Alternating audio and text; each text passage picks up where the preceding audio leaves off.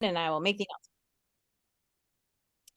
Thank you so much. Everyone should have seen an announcement on their screen reminding them that this video is now being recorded. This is the monthly meeting for the Jeffreys Point Neighborhood Association, and it is September 12th. As a reminder, you are not required to have your camera on during this meeting. You can change your name as it is across your screen here, and you may also submit questions through the chat. Although this video is hosted on YouTube, it is not searchable on YouTube. It is found on our website, www.jeffreyspoint.org. If you have any questions, we encourage you to contact us at board@jeffreyspoint.org. My name is Margaret Farmer, and I am co-chair. Rachel? My name is Rachel Bloomerth, and I am the co-chair. This is my last night, though. Susan? Andrew? I'm sorry. Oh, sorry. Oh, I'm Andrew Pike. I am the treasurer. Susan? Hi, I'm Susan Huang. I'm the vice chair. Josh? Hey, I'm Josh. I'm the secretary. Back to you, Margaret. Thank you. And in a few minutes, we will install Carolina Chorvath. But first, we have a few announcements. We would like to take a moment to say thank you and congratulations to Brian Cannon and all of the residents who are volunteers who put together the Everett Street block party that happened this past weekend. It was an amazing event. Neighbors got to meet and know each other better and mingle, and we appreciate all their hard work on the behalf of the community. So just a quick thank you to all of them, and if you happen to see them around, please feel free to buy them a drink. A quick reminder that the East Boston Democratic Caucus is having a meeting tomorrow night. The best way to find out information is to Google them or contact Brian Gannon, who is the head of the organization, and they are happy to have you join. It is a Zoom meeting, and all are welcome. Also tomorrow night, the Harborfront Neighborhood Alliance is hosting both the Director of Planning and the Deputy Chief of Urban Design from the BPDA for a discussion at the Leventhal Center near the aquarium. We encourage anyone who is interested to attend, and it begins at 6 p.m. It is a meeting that is open to the public. Currently, there is only plans for it to be in person, but if you do let them know you're interested and need a Zoom option, they're happy to implement that. On Saturday, September 23rd, from 1 p.m. to 4 p.m., the Boston Teachers Union is hosting their annual book fair. This is a free book giveaway to all kids in the greater Boston area. We will post information about this on our JPNA social media, but they are looking for families to attend to collect books, and they are also looking for volunteers the week before to help them get organized. To let everyone know, there will be no planning and zoning meeting this month. Normally, it would be held the third Wednesday of the month, meeting next week. However, it is currently canceled as we do not have any development projects to take a look at. Please stay in touch with us to find out if there will be another meeting next month. Also, a quick reminder that next month, the monthly meeting will wind up being on the second Tuesday of the month to avoid the Monday holiday. So for a second month in a row, the meeting will be on Tuesday. It is not our ideal. We do know that we run into other community meetings when that happens, and we are sorry for the inconvenience. However, when there are holidays on the Monday, we find that it's important to move to the Tuesday so that we have either elected officials or their staff here to join us and provide assistance. We will start this evening off with the police. So actually, Margaret, I'm sorry. Did you want me to mention the question in regards to the BPDA thing that I had Oh, yes. Well, do you want to do it when we present the plan later? Oh, okay. Are we presenting the yes. the whole thing? Okay. Well, we're not going to go through it, but we're going to give some background, share the link, and do a few. Okay. Okay. So are we joined? Do you see either Officer Mosley or Officer Alvarez here this evening? Taking a look. Or is there someone else who's a representative of the A7? No? Oh, okay. I don't see. It's possible. Maybe they didn't realize we moved to Tuesday. It is certainly possible. We did hear from them last month, and we will certainly invite them back next month. In that case, we're going to move on to Manuela Villa Gomez, who it was installed this summer as our new liaison for the mayor's office. We're going to turn it to her for just a moment to see if she has any announcements, any updates, or if there are questions from the community, please feel free to put them in the chat and we will ask her to address them. Manuela, feel free to unmute yourself and go ahead. Hi, everyone. So I'm Mela Villagomez. My full name is Manuela, and I am the new East Boston liaison. I took over for Natalia in late July. Just on my end, I wanted to just quickly plug that the Plan East Boston was the first draft was just released recently. They'll be collecting feedback and presenting the final draft of the project or of the zoning plan on November 8th. And if you have any feedback, please feel free to reach out to me and I can connect you to the correct people at the BPDA, or if you already know Jason from the BPDA, feel free to send him any comments that you have on the plan. And then I also wanted to just plug my newsletter. I know that with development, sometimes folks feel a little left out of the loop with the abutters meetings. My newsletter has all of my abutters meetings listed on it.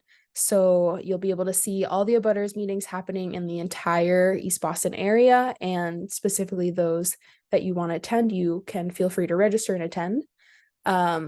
You can do all of this by going to the Office of Neighborhood Services website. I can drop the link in the chat as soon as I'm done with this announcement. But yeah, that's a great way if you want to keep up with any events happening in the neighborhood, what you want to see what I've been up to, or you want to attend more abutters meetings. It's a great way for getting involved. I don't know if there are any questions, but if there are, I'm happy to take some. While Andrew is watching the chat to see if any come in, Manuela, I did want to actually check with you about street trees. I know that the city of Boston typically plants street trees both the springtime and the fall, so we're going to start seeing more come in the next couple of weeks. Do you know how long the wait list is for East Boston to get trees? And what is the process for someone to apply for a street tree if they're interested? That is a great question. I don't know off the top of my head, so I don't want to give you fake information. But let me look into that, and then I will put that in my newsletter. So again, subscribe to my newsletter. I'll put that in so you can follow up via that way, or otherwise I can update everyone in the October meeting. Does that sound good? Yeah, that sounds great. Just a reminder, if you have a street tree in front of your house, the city does not water them, nor do they take care of those trees. It is on the residents who are behind the tree to take care of it. And just a quick reminder, because although we've had a really rainy summer, the summer before this, we had a huge drought and we lost a number of street trees. So we want to make sure we get trees back and also continue to water them. East Boston has the lowest amount of tree cover of any neighborhood in the city of Boston. And it's believed to be part of the reason that we have a low level of air quality and have some of the heat that we do.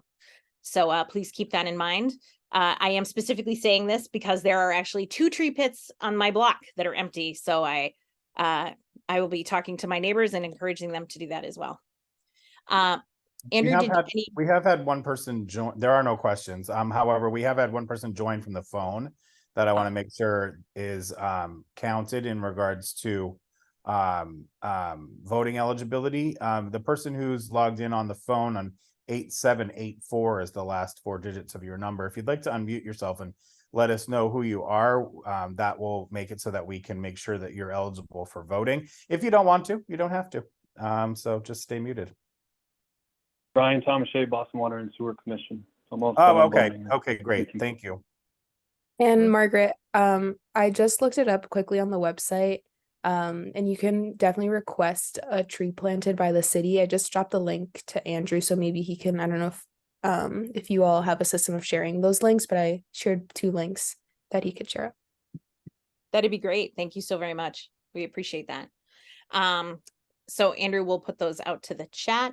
And then I thought I had another announcement and it just completely dropped out of my head. So in that case, this is kind of an exciting moment for the JPNA. We are having a change We are losing our wonderful board member, Rachel Blomerth, but we are being joined by Carolina Chorvath, which we're very excited about.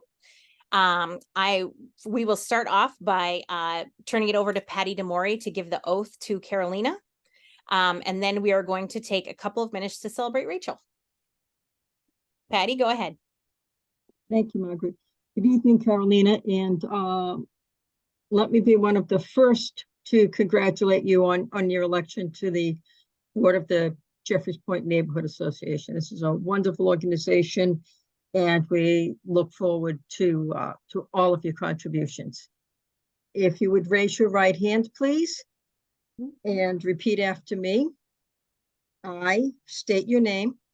I, Carolina Christina Chorvath, Do solemnly swear do solemnly swear to support the residents of the Jeffreys Point neighborhood, to support the residents of the Jeffreys Point neighborhood, to strive to the utmost to strive to the utmost to carry out the wishes of the Jeffreys Point Neighborhood Association, to carry out the wishes of the Jeffreys Point Neighborhood Association, to carry out the duties of my office to carry out the duties of my office to the best of my ability, to the best of my ability, to obey the bylaws, policies, and guiding principles to obey the bylaws, policies, and guiding principles of the Jeffreys Point Neighborhood Association, of the Jeffreys Point Neighborhood Association, and to work towards making Jeffreys Point the best neighborhood in Boston. and to work toward making Jeffreys Point neighborhood the best neighborhood in Boston. Great. Congratulations again and welcome. Thank you so much, everybody. I'm really excited to be here. Thank you, Carolina. Just as a reminder, Carolina has been elected to the board, and the board will meet separately to decide which position people will be in. So we're very glad to have you, but we would like to take just a few moments to thank Rachel Blomerth for her hard work on the JPNA. She's been here for 5 years, which it's a long time. Like, a lot of board members don't make that long, let me tell you.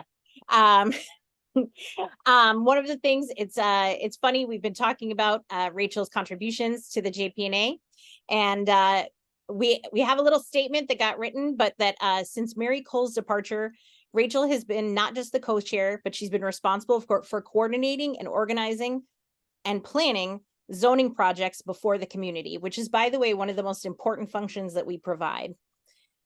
This task is one of the most, well, should have read this a bit more before I said that, but this task is one of the most important board member tasks and takes a considerable time, organization, and effort. We thank her for her hard work doing this incredibly important role. It has been important to Rachel that she ensure the community has remained informed about development and promoted community input, all while being a working professional and also a mom, and a great one, I would like to point out. So we do have some recognitions from some of our elected officials, which we'd like to take a few minutes to have them speak. As he was kind enough to call in from his car, I'm going to ask Representative Adrian Modero if he would like to go first. Thank you, Margaret. Good evening, everyone. I recognize this is a bit unconventional. I've never done a citation presentation from my car, and to boot, I don't even have the citation with me. So I would like to just make sure that my Chief of Staff, Gloria Bell, is recognized. And if you could hold up that citation. She is. She's got it. All right. I can only see you right now, Margaret. So flying by the seat of my pants here, but I did not want to miss this opportunity to recognize Rachel for everything she has done, not only for the Jeffreys Point neighborhood, but for the community of East Boston more broadly. I had the opportunity and good fortune to meet Rachel many years ago when she first became a resident of this community. And one thing I was struck by with Rachel is how quickly she rolled up her sleeves and wanted to get involved, to support her neighbors, and to build our community and to make East Boston a better place. And for several years now in her role on the JPNA board, she has provided so many resources to help build our community and bring it together, particularly with events for members of our community and children, like the Jeffreys Point Neighborhood Nights at Brophy Park, and other events during Eastie Week, which is such a fun week in East Boston with so many wonderful, wonderful events. And that's only possible with the dedication of so many volunteers, Rachel included. She has served as really a critical link and liaison for residents of Jeffreys Point and developers during construction projects, of which we know there have been a lot in the past several years. And you know what I've been most impressed with, and something that I am now learning to balance as now that I'm a father of two myself. But Rachel has adeptly balanced all of her professional commitments, her family commitments, and her commitments to the JPNA and the community, while being an amazing mom, while being a successful corporate professional, with grace, with dedication, and has done so really, really effectively. So I was a little sad to hear that, Rachel, that you were leaving the board. But I with two young kids myself, I totally get why you're doing this, and I know that you'll be nothing but a phone call away for the JPNA board, for other residents of East Boston, because while you might be stepping down from the board, I know for certain that your advocacy for East Boston and for Jeffreys Point isn't going anywhere. So wanted to really just take this moment from my car without a citation in hand to say thank you on behalf of the entire community. And with that, Glorabelle, would you do me a favor and just read the citation? Will do. So this citation is from the Commonwealth of Massachusetts, and it states, "Be it hereby known to all that the Massachusetts House of Representatives offers its sincerest congratulations to Rachel Blommerth in recognition of her significant contributions and leadership on the board of the Jeffreys Point Neighborhood Association. The entire membership extends its very best wishes and expresses the hope for future good fortune and continued success in all endeavors. Given this 12th day of September, 2023. Rachel, thank you so much for everything you have done for our neighborhood. I know it took a lot of time away from your family, your personal commitments, but we have been better off for your service. Thank you, Rachel. Thank you so much. And just so everyone knows, I'm not really going anywhere. I will still be very active and involved. I just won't be able to help on the board anymore. Once I get the kids into like real school, like kindergarten, I'll be back. There we go. Congrats, Rachel. Thank you for everything. Thank you. Thank you. Thank you for calling in, Adrian. We appreciate it. I know you're between Thank events. You. So I'm between things. So thanks, folks. Have a wonderful evening. Thank you. Thank Take you. care. Bye.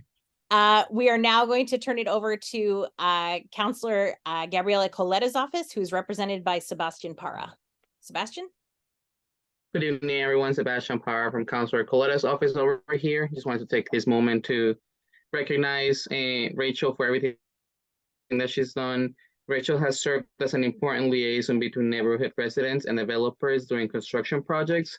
She has also been able to balance her responsibilities as a mother, corporate professional, and volunteer board member with grace and dedication.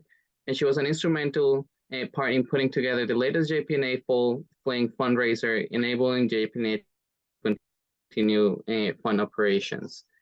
So this citation that I have right here is from the City of Boston, the City Council, and it says, "Official resolution be resolved that the Boston City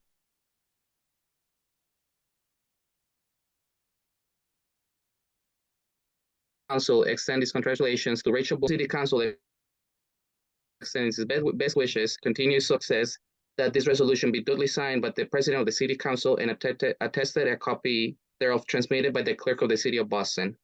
And it's been signed by Councilor Coletta and President Councilor Flynn and the Clerk, and presented for you, Rachel, today. Congratulations. Thank you so much. I really appreciate it. Thank you. Manuela, from Mayor Wu's office. Hi, Rachel. I know that we didn't get a ton of time together, which I am so sad about. But I just wanted to quickly thank you again for your service. I know that you, again, as both Representative Madero and Sebastian have stated, you were instrumental in putting together the Fall Fling fundraiser. It's like a tongue twister. And you have just been so integral in just collecting resources for families and children in the neighborhood. So I just really want to thank you for all the work that you've done. putting on the neighborhood nights at Brophy Park and other events during Eastie Week. I did not print out my citation, so I am so sorry, but I will print it out tomorrow morning when I get into the office, and I will show you the citation on the written doc. I'm just gonna super quickly share my screen.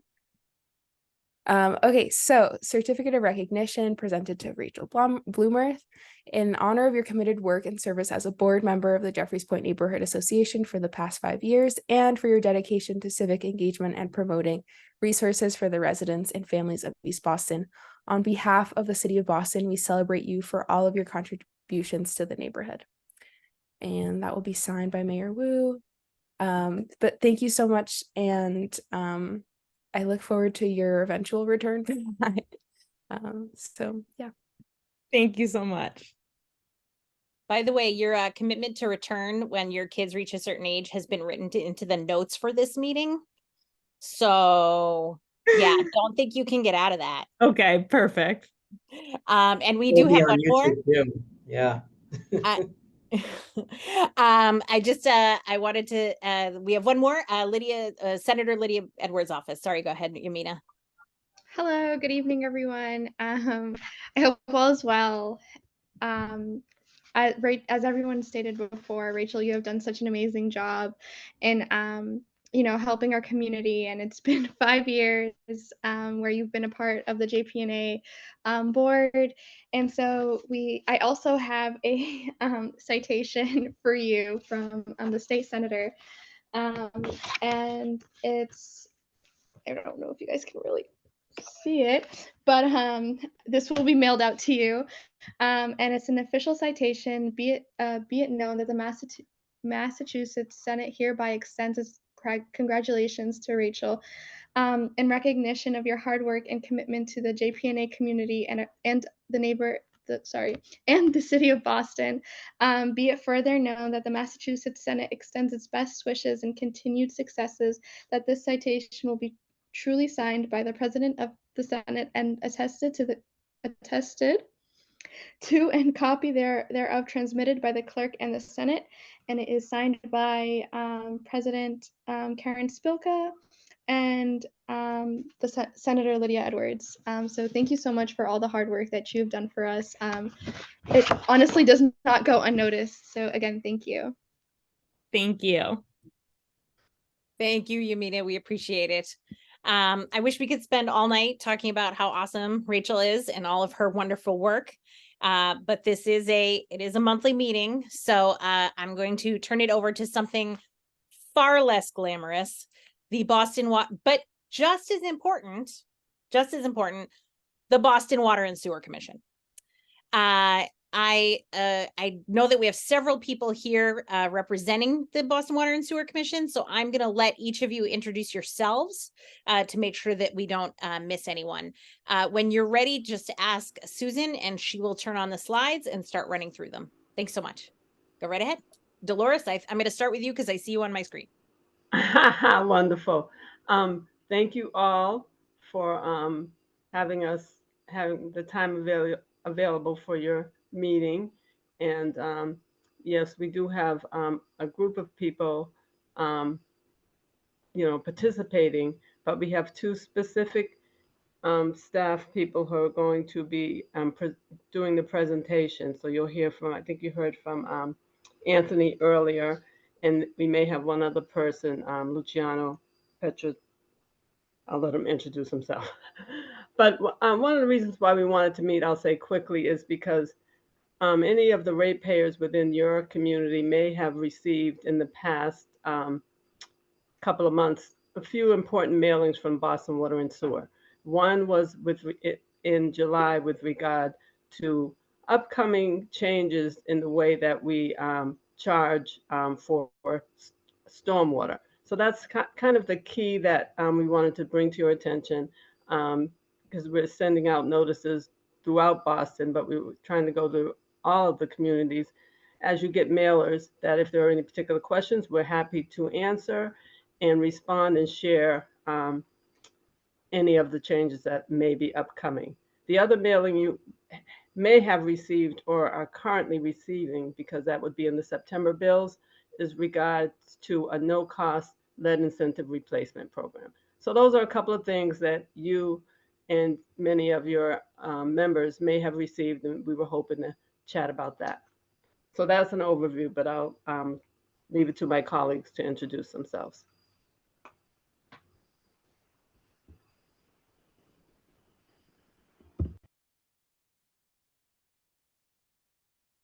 Del?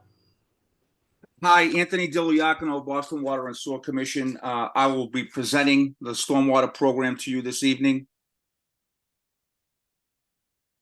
Luch could not join us, Dolores. I'm not sure who else is on. Oh, okay. So then that's fine.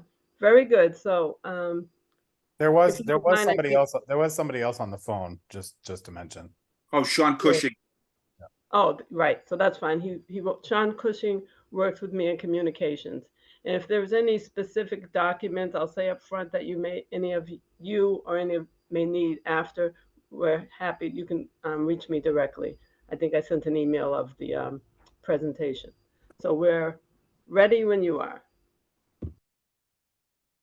You have a copy of the presentation. Can you place that on this? Thank you. Nope, that's the wrong one.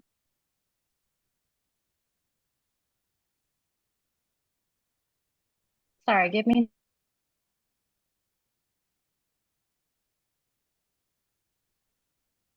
While Susan's looking for that, you're mostly presenting this evening about the work on Sumner Street, correct? Or am I wrong? No, well, I think there's two presentations today. The presentation that I'm doing is the stormwater program, and then I believe the other presentation is with the work that you're referring to. That is true. So yeah. Do you want to give us a little background about why stormwater is important? I can present to you the program as we can begin now if you'd like. Yeah, just because I don't want to hold you guys up. Mm-hmm. That is the currents that we mailed out, but there is a specific presentation that we also emailed, and it's called there it is. Updates to our stormwater program. It's called. While you look for it, I'll begin by presenting.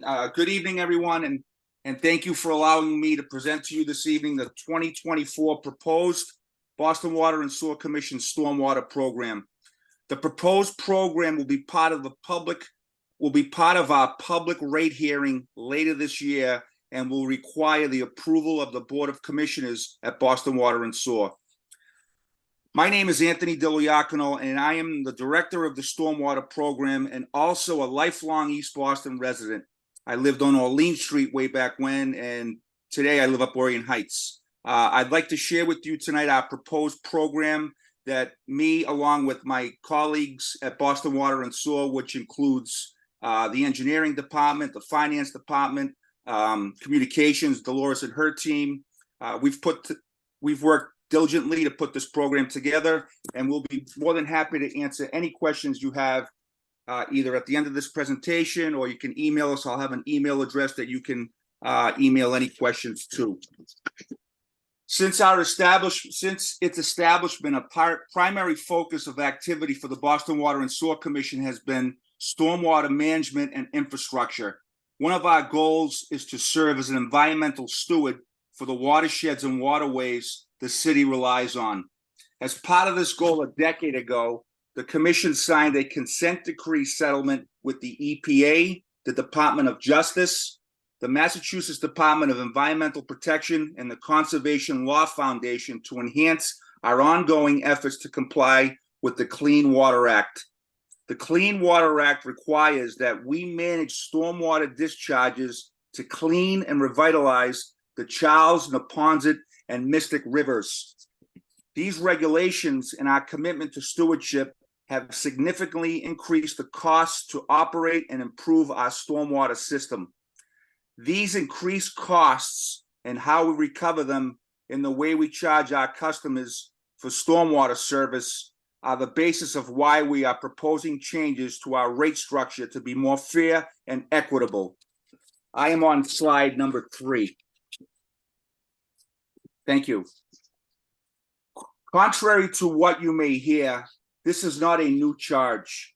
Currently, you pay for stormwater service through your sewer service charges. Since sewer and stormwater systems were combined long ago, this made sense. Now that they are separate, we need to separate how we charge for stormwater. As we analyzed how to make our stormwater program better, we also examined our current method of funding stormwater services. The study showed that a stormwater charge based on the amount of hard impervious surfaces on a property is a fairer way to charge a customer for stormwater management because it is more directly related to a property's demand for stormwater services. In addition, as we've talked about, your sewer service really has nothing to do with how we manage stormwater. It's the amount of impervious surface on a property that is connected to stormwater management.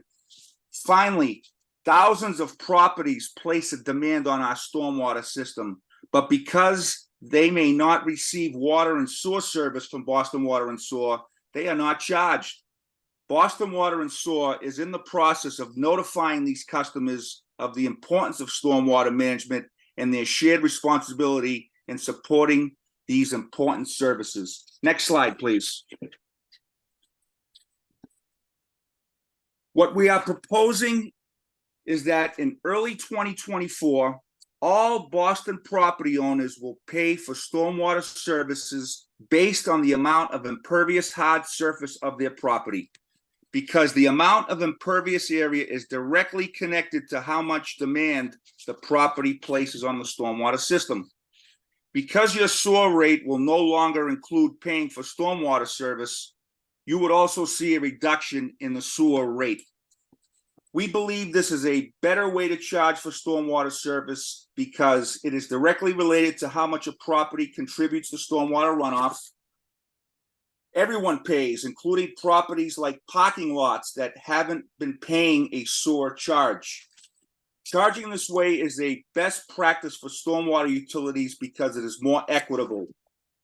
Boston Water and Sewer will use geographic information system data to determine impervious area on properties. Next slide, please.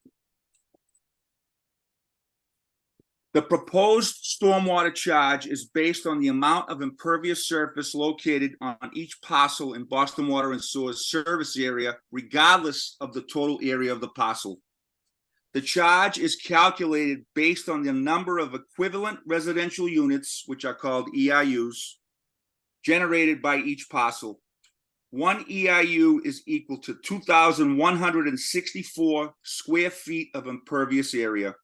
The average amount of impervious area located on small residential properties, defined as 1 to 6 unit residential properties in Boston. These residential properties will be charged for 1 EIU each month. All other parcels are considered to be non-small residential properties, such as those classed as commercial, industrial, institutional, or residential properties with more than 6 units, will be charged based on the actual amount of impervious area located on the parcel. The EIU method is used by most stormwater utilities throughout the United States because it is one of the most equitable ways of charging the stormwater services. Although we are still owning our work on the charge, at this time we expect the rate per ERU to be around $7.50. By calculating the amount of impervious area on each parcel in our service area, Boston Water and Sewer can more equitably tie the charge each property pays to the amount of stormwater the property generates. Next slide, please. We know that the last several years have created financial challenges for residents and businesses. Boston Water and Sewer is seeking to balance the need to improve our stormwater infrastructure and address regulatory requirements with charging fairly and equitably to improve our stormwater infrastructure. Our preliminary analysis of this proposal shows a reduction overall for a majority of our current customers. We expect 75% of customers in small residential properties, which are those properties with 1 to 6 units, to see an overall reduction in their monthly bill. and 2/3 of non-small residential properties, those with 7 or more residential units, and commercial, industrial, and institutional properties will see a reduction in their bill. Ensuring customers that need help with their Boston Water and Sewer Commission bill can get it quickly is our promise to our community. The discounts we already provide to elderly and disabled customers for water and sewer bills will also apply to the stormwater charge. We also work with those with medical or financial hardships. Next slide, please. Customers can help manage stormwater and lower their bill through discounts, credits, and Boston Water and Sewer Commission's Green Stormwater Infrastructure Assistance Grant Program. First, small residential customers 1 to 6 family who are elderly and or disabled are eligible for discounts of up to 30% per month. Those currently receiving this discount for their water and sewer services will automatically see it extended to cover stormwater charges. Second, a credit program is being developed which will present a 30% credit available for those customers that meet standards for stormwater retention and infiltration. Finally, the Green Stormwater Infrastructure Assistance Grant Program will also be proposed to provide grants of up to $4,000 for property owners who may not qualify for the credit program, but make green infrastructure improvements that assist Boston Water and Sewer in meeting its regulatory requirements. Next Hey, slide, Tony, please. I just want to do a quick time check. You have 10 minutes left. Okay, I got 2 slides left and that's it. Okay, no problem. Thank you. Boston Water and Sewer has created an online tool that can estimate your bill and is located on our website at www.bwsc.org/stormwater. You will need to find your parcel by entering the address in the search bar, and then a drop pin should appear, which you can click on to see what your property is classified as and the number of EIUs you would be billed. Then you can click on the bill estimator link and enter your monthly consumption to see the estimated charges for stormwater and view any decrease in sewer charges if applicable. Next slide, please. Thank you for giving us the opportunity to present this information today. Should anyone have any questions concerning the stormwater program, you may contact us in person at the number listed or go to our website. In closing, everything mentioned must first be presented at a public hearing where all ratepayers, current and future, will be allowed to comment. It is our plan to present the stormwater proposed program to the Board of Commissioners, which will require their approval later this year. Thank you very much, everyone.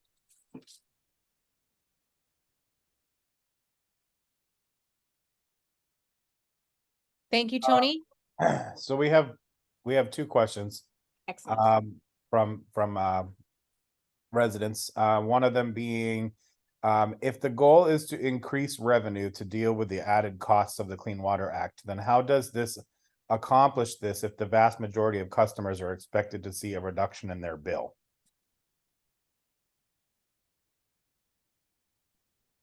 Very good question. Currently, everyone's paying for these charges through the SOAR category of their bill. What we're doing is reallocating the amount that gets billed and adding a new category called stormwater. So customers are currently paying for this now. Okay. And then what factors result? Sorry. Oh, I'm sorry. Can I just add to Del that in addition, there are customers who are not currently Boston Water and Sewer Commission customers because they do not receive services, water and sewer services. They have like parking lots and things like that. And so they'll be added to the whole. I just wanted to add that point. Thank you, Dolores. Josh, did you have a question? Yeah, so to go on that, right? So essentially you're saying, right, that because now you're using kind of more data instead of just people who are existing customers, you'll be using more data to kind of like determine, office buildings or parking lots, right, would have that impervious land. Are you saying that there's going to be some kind of level of like additional enforcement associated with the stormwater? Like for example, right, near Jeffrey's Point, the port side, right? So they probably don't get subject to, you know, the amount of stormwater charges that they should be charged, right? So this would mean that they would end up paying more than they currently are through just a sewage charge, right? Potentially, it all depends on who the customer is. Obviously, this estimated tool is very helpful and useful to view what the charges would be for a particular customer. It's based on the square footage of that parcel for the larger customers, for sure. Okay. But most should see a reduction in the sewer charge of their bill. Got it. The next question is, what factors result in only approximately 75% of small property owners seeing a reduction in costs and not, sorry, there's something, I'm thinking it says not all 100%. Oh yeah, there it is. Yeah, so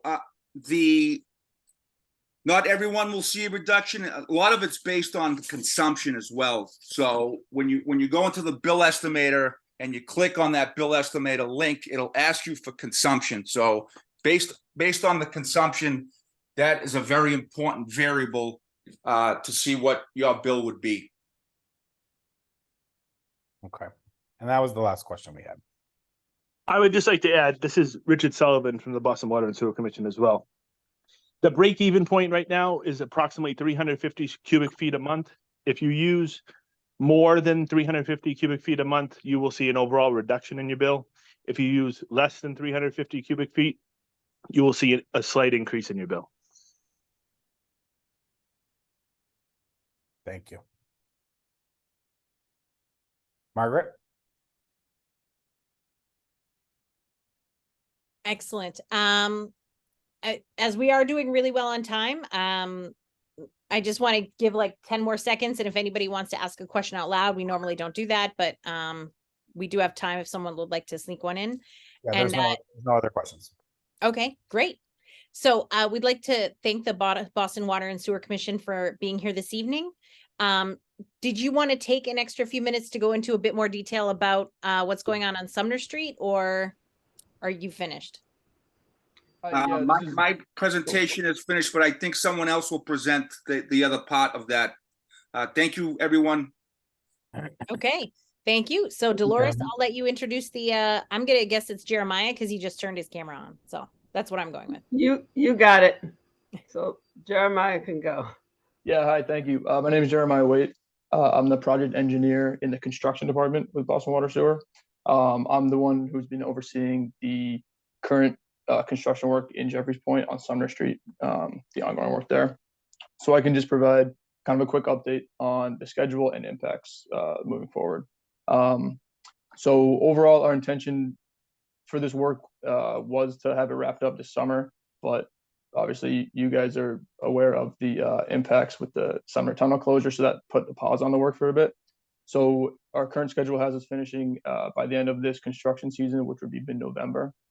So by Thanksgiving, all of our work is projected to be wrapped up. So the light at the end of the tunnel on this project is close. The current work that's happening right now on Sumner Street, we have two crews. RJV Construction has resumed work last week with two crews. There's two pieces on Sumner Street, one on the Maverick Square side near the station at Clippership Lane, the other up at Lamson Street. So the pipe work, the water, sewer, and storm drainage pipe replacement work on the Lamson Street side has been completed. The only work that's left there is removal of the bypass, the temporary water main bypass. So that is currently scheduled for this coming Friday. So by the end of this week, the contractor will be pretty much demobilized from that side of Sumner Street. The work on the Maverick Square side, there's about 2 to 3 more weeks of excavation work there, finishing up water main installation at Clippership Lane.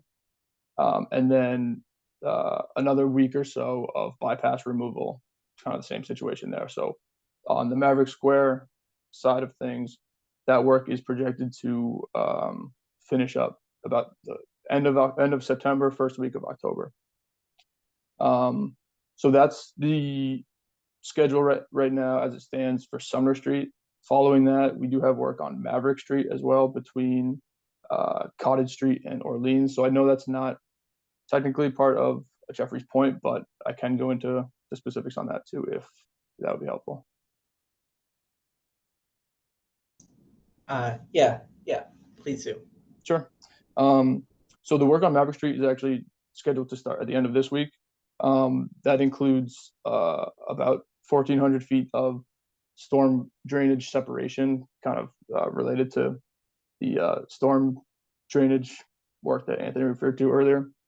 So there's about 1,400 feet of storm drainage installation there, storm and sewer drainage installation, and about 900 feet of water main as well. So the contractor is going to be starting with one crew at Cottage Street, kind of working their way towards Orleans. So over the next couple of weeks, you will see some excavation work there, and that is scheduled to last about till the middle of November, about Thanksgiving. There will be water main installation going on kind of at the beginning, and then it'll just be excavation work going Cottage Street towards Lambton Street. The major impacts there will be parking restrictions and potentially closure to traffic, but the contractor is going to be keeping the road open as much as possible throughout the work. So that's kind of the overview of the work we have remaining. If there's any specific questions, I can try to answer those as best I can. Jeremiah, I do have a question myself. What is the plan for repaving the street after this work is complete? So as the contractor goes, they provide temporary patching on the trenches. Generally speaking, we like to have those sit and settle with live traffic for about 3 to 6 months. So based on the schedule at this point, permanent paving would be done at the beginning of next construction season, so most likely April. But the temporary paving will be installed in a way that it'll be solid and should last through the winter. And then we have a separate contract with a paving contractor that'll come, and usually just 1 day per street, they'll do a final permanent paving. Okay. I know this doesn't necessarily have to do with you, but I am going to ask this question because it is one that I also think is important. A resident has asked today, opened a 311 case because there was no police detail on Sumner and Cottage Street intersection while multiple heavy vehicles were moving around traffic with construction workers waving cars around them. Did not feel safe. Why are there police details some days and not others? This is a major problem in our neighborhood, and our city knows about it. And I'm curious to see what your answer to that would be. Yeah, that is an issue that we deal with as well. Our contractor is required to order a police detail for each shift, and they have been doing that. But there's nothing that we can really do or that the contractor can really do to enforce that the police details show up. Sometimes they just don't have the staff for it, or there's other kind of emergency things going on. But basically, on a day-to-day basis, we do have those police details ordered for each job site, but we can't guarantee the police presence. One thing that I have noticed in regards to your workers or the contractor who you're working with is that they're frequently going the wrong way down Sumner Street at considerable speed in some of the vehicles that they have. Is there any way that some more caution could be used? Because especially when you're going down the wrong way down a one-way street, which I've noticed personally, it's concerning because, you know, someone who isn't used to a car or a truck coming down that direction may not look and may not notice, and it almost seems as though they just kind of randomly do that without hesitation. Yeah, no, that definitely is a concern. I haven't seen that myself, but I will definitely bring that up with the contractor. Do you know, is it generally the like construction equipment that they're using, or is it just like their trucks? No, I've seen trucks and construction equipment. Slow moving construction equipment is one thing, but I'm talking Yeah. like a dump truck, like going at like 20 miles an hour down the wrong way. Yeah, You know what I that's mean? that's definitely an issue, something that we don't condone. So I'll make a note of that. They do it. They do it almost daily. Almost Do they? daily. Yes, consistently. There's clearly not a belief that this is an issue or a problem in any way. To them, it's normal. Yeah, I could see them maybe getting a little bit too comfortable in their Yeah. work zone. So, but that's definitely valuable feedback. So I'll definitely make a note of that for them. I'll bring that up.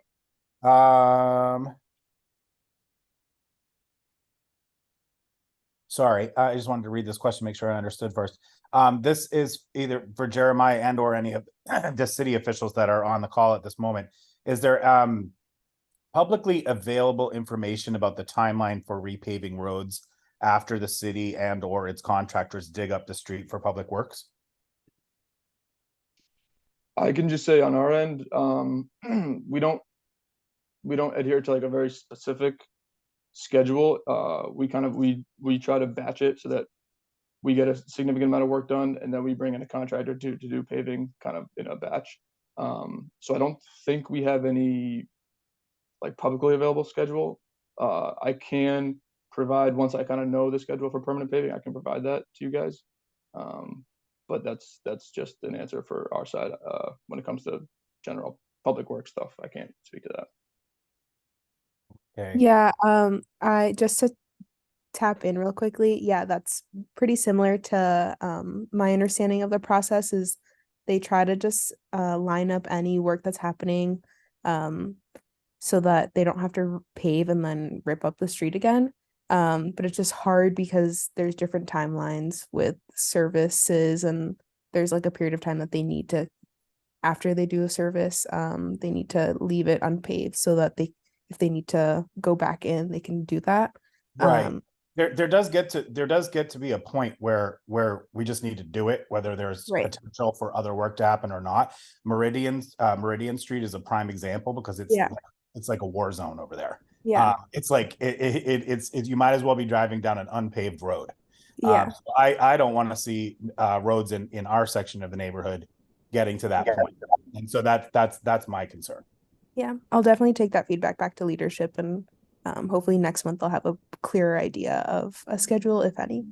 Yeah, there just always seems to be some sort of reason as to why it's not happening, and we need to make sure it happens. That's all I say. And let's see if there's any other questions. And that's it. So yeah, I was gonna wait for everybody to be done. So I know that you have made a commitment due on particularly Maverick Street. When that occurs, you're going to try to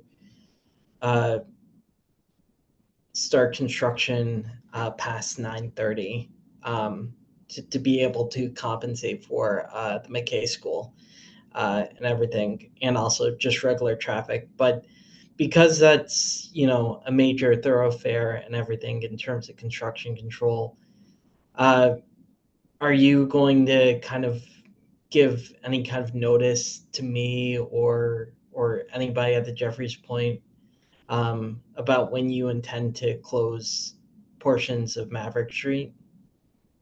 Just so people can, have traffic mitigation plans. Yeah, I can definitely give you an update as soon as kind of we have more of a idea of what the road closure requirements will be. As the work begins this week, I don't think there should be any issues with keeping the traffic flow open. But due to the location, the alignment of some of the pipes as you move down Maverick Street, it might become a requirement to close it at certain times.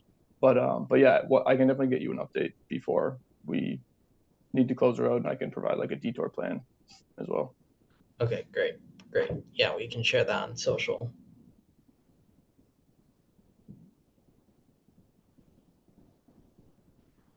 Excellent. Thank you so very much.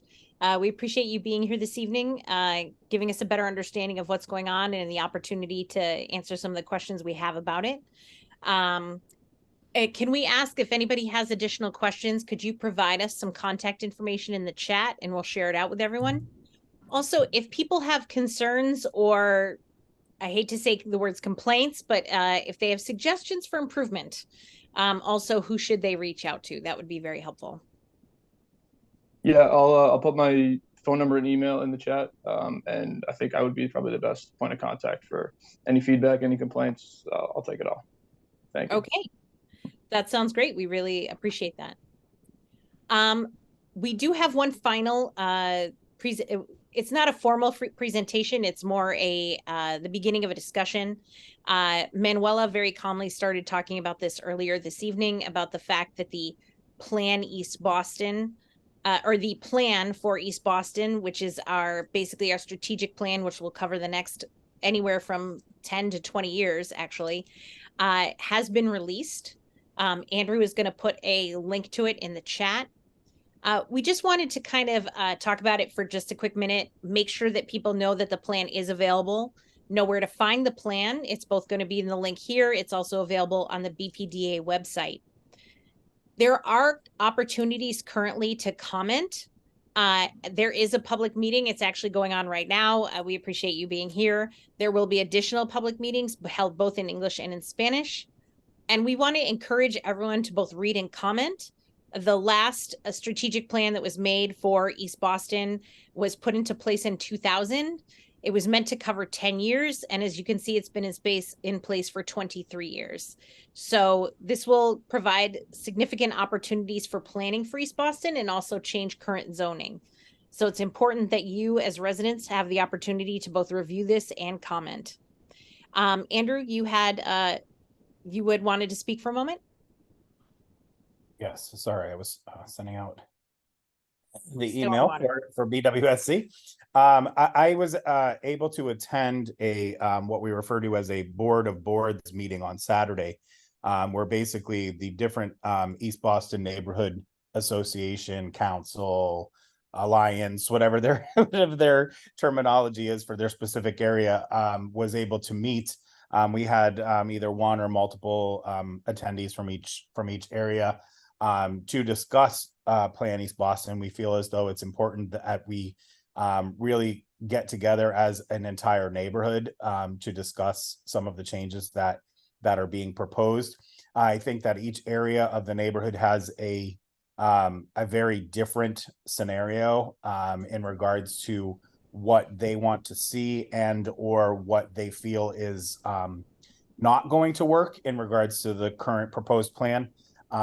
Orient Heights is definitely very vocal about trying to maintain some of their single family properties and zoning in that area to try and maintain that type of neighborhood feel for their area in certain parts of Orient Heights, and obviously not all of it. Whereas here in Jeffreys Point, we're already, relatively dense in regards to properties as they are currently. And so there are probably less changes that we may, and I'm speaking for myself when I've looked at it, and I'll be honest with you, I haven't read the entire plan, but I did try and take a closer look at what was proposed for Jeffreys Point. And I do feel personally that a lot of it is bringing Jeffreys Point in line with what exists already. However, there are definitely some items that I'm sure both myself and other people in the neighborhood have questions about, concerns about. And I would just like to propose to residents that are on the call right now that if you do have a chance to review the plan and have any Jeffreys Point specific items, if there are general East Boston items, you're welcome to send those to us. But what I'm really asking for is Jeffreys Point specific items so that I can relay to this board of boards, as I mentioned, as we do plan on uniting as a neighborhood front and putting this back towards the city and or BPDA in regards to what changes we would like to see when it does come to the final draft. So feel free to email any of those items to us at board@jeffreyspoint.org. If you feel more comfortable reaching out to a board member directly, feel free to do that as well. But again, it's board@jeffreyspoint.org. Just shoot an email over with whatever concerns you may have. And again, I'm just trying to get Jeffreys Point specific items if possible. And that's all for me. Okay. As always, we are here to assist you. Use the email address that Andrew just shared, board@jeffreyspoint.org. If you have questions, concerns, we're also looking for suggestions or topics that you would like us to cover on future meetings. It's important that these meetings be both informative and helpful, and also cover the topics that you're interested in. So if there's something you'd like to learn more about, please use that as an opportunity. Again, the video of this meeting, as long as in addition to the meeting minutes, will be posted on jeffreyspoint.org, our website, when they are completed, no later than next week sometime. And thank you very much for joining us this evening. I officially declare this meeting closed. Have a good night.